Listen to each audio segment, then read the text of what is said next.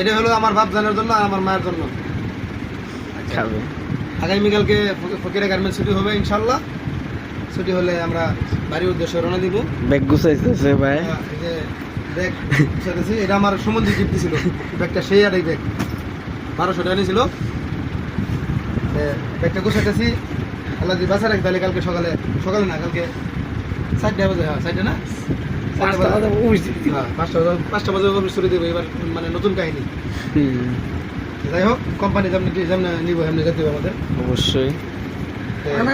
সবার কাছে দোয়া চাই গাইস, যে আল্লাহ পাক যেন সবাইকে যেন সহি সালামতে বাড়িতে নিতে পারে। হাই গাইস, সবাই দোয়া করবেন, ঠিক আছে? ব্যাগ গুছানো শেষ, চেনটা লাগান।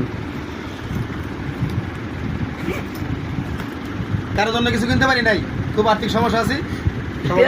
সবাই